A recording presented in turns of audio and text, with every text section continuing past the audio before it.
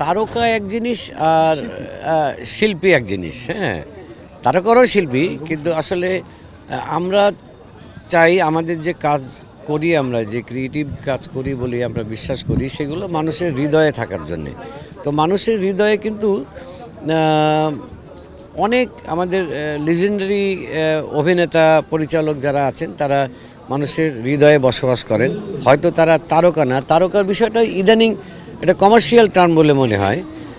আর তারকা যদি সেই অর্থে বলি, এটা তারকা হতে কিন্তু অনেক অনেক অনেক বছর সময় লাগে। কিন্তু এখন তো তারকাটাও 3 মাসে 6 মাসে তারকা হয়ে যায়। সো এইটা কোনো ফ্যাক্টর না, তারকা কোনো বিষয় না। বিষয় হচ্ছে তিনি মানুষের হৃদয়ে কতটা সম্মানের সাথে তার আছেন বা থাকবেন সারা জীবনভর, সেটাই হচ্ছে মূল বিষয়। এইটা তো ডিরেক্টর্স গিল্ডের আয়োজন, এটা তো শিল্পী সংগঠন তো একটা আছে, অ্যাক্টার্স গিল্ড। সেখানে গেলে তখন এই শিল্পীদেরকে বা তারকাদেরকে দেখা যেত। আমরা তো বিহাইন্ড দ্য ক্যামেরার মানুষ, তাই না? আমরা তো তারকা না।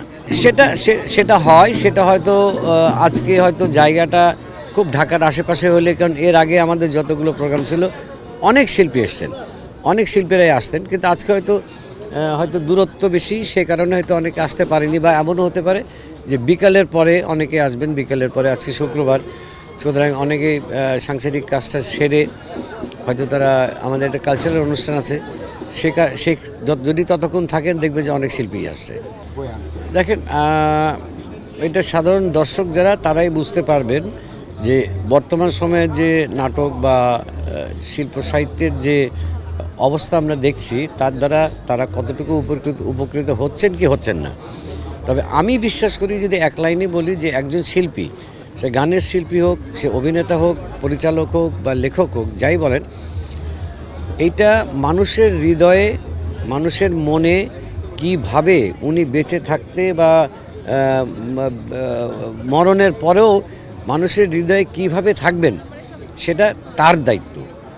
এইটা আমি বলতে পারবো না যে এখন সমাজ এটা চাচ্ছে, এখন ভিউয়ের যুগ, ভাইরালের যুগ, সুতরাং স্রোত যেদিকে যাচ্ছে সেদিকে আমি গা ভাসাবো, এটা আমি মনে করি না। ব্যক্তিগতভাবে আমি মনে করি না। আমি মনে করি যে আমার প্রত্যেকটা শিল্পীর, পরিচালকের একটা আইডিওলজি থাকা দরকার, তার নির্মাণের পেছনে তার সুচিন্তিত থাকার দরকার, এবং তাকে বুঝতে হবে যে এই শিল্পকর্মটা সরাসরি দর্শকদের উপরে, মনের উপরে প্রভাব ফেলে। তো সেই ক্ষেত্রে আমাকে অনেক দায়িত্ববান হতে হবে, এভাবেই আমি বিশ্বাস করি, এবং প্রত্যেক শিল্পীরই সেই দায়িত্বটা মনে রাখা দরকার। না মানে এখন বললাম তো, দর্শকদের জন্যেই, আপনাদের জন্যেই আমরা নাটক বানাই। সুতরাং আপনারা ভালো নাটক অবশ্যই দেখবেন।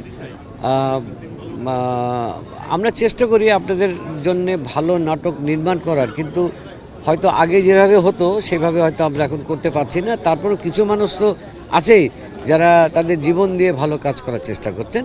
তো আপনাদের পৃষ্ঠপোষকতা পেলে, আপনাদের যদি অ্যাপ্রিসিয়েশন পাই, তাহলে অবশ্যই আমরা আরও ভালো কাজ করতে পারবো।